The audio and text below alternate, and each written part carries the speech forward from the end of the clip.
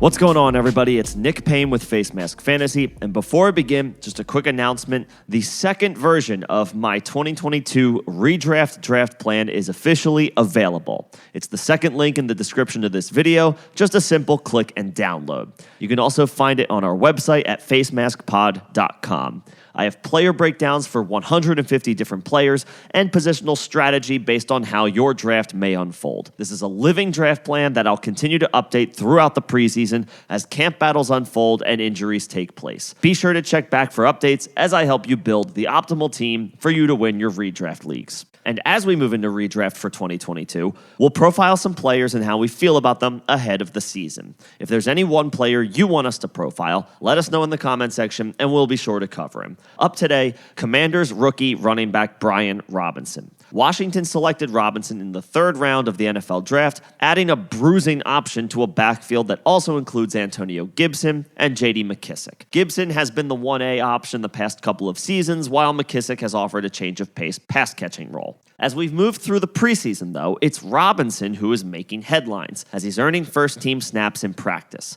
And through the first couple preseason games, he has been the back who has by far seen the most action with the starters. Gibson has been relegated to more of a second-team role after literally fumbling his opportunity with the first-team offense.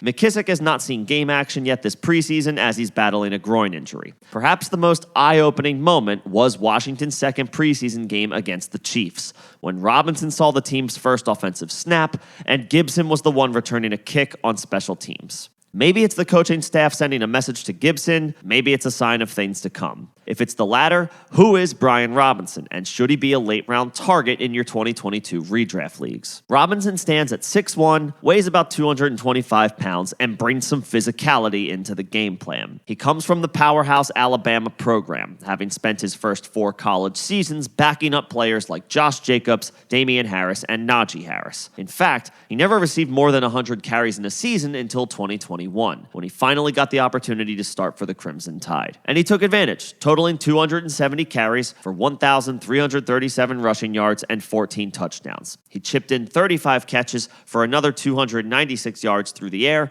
earning first-team All-SEC honors. Impressive numbers for sure, but we have to keep in mind Robinson did this as a fifth-year senior, so one could argue these are numbers he was supposed to put up. Still, he ended up being a day 2 pick in the NFL draft and the 6th running back off the board. Right away, Robinson was billed as a guy who would play more of the role of the now obsolete Jarrett Patterson, backing up Gibson and offering upside as a first and second down runner in the event of a Gibson injury. After all, Robinson only had one season to write home about in college, having primarily been a backup.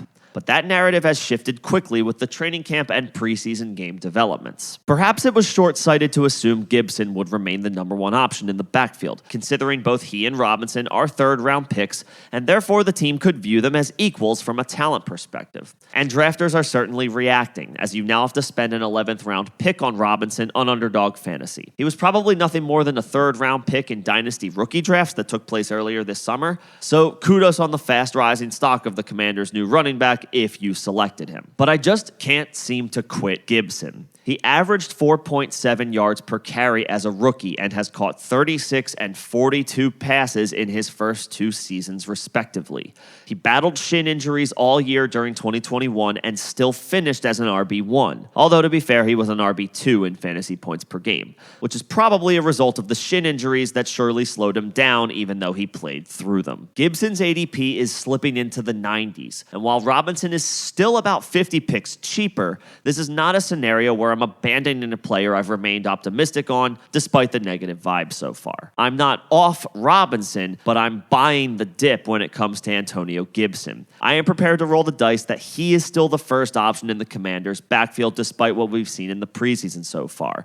And while I admit Robinson has likely forced a committee, Gibson has proven to be too talented to be slipping this far in drafts. Just last year, he was a consensus second-round pick in 2021 redraft leagues and delivered a solid, if not spectacular season. Not to mention he's still just 24 years old. I wasn't in on Robinson previously, so in best ball tournaments, it probably is too late to try to take a chance on him. Anyone who had been drafting him over the summer in the 16th and 17th rounds of drafts are going to have a distinct advantage over anyone drafting him in the 11th or 12th round now. That being said, if you do a standalone 12-team best ball draft, he's perfectly fine in that 11th or 12th round range. In redraft, however, it's a perfectly fine strategy by me to draft both Gibson and Robinson in around the 9th and 12th rounds respectively, as that's likely the insurance policy connection you want in this backfield. McKissick probably continues to vulture third down work, but the emergence of Robinson could actually shift Gibson into more of a third down role, which would feel like a natural fit for him being a converted wide receiver from college. Basically, buy Gibson at a severe discount, and don't be afraid to snag Robinson a couple rounds later in your redraft leagues. In Dynasty, ride the wave if you could use the running back depth, but maybe consider flipping him and capitalizing on the rising stock if you're strong at the position. See if you can get a second-round pick in 2023,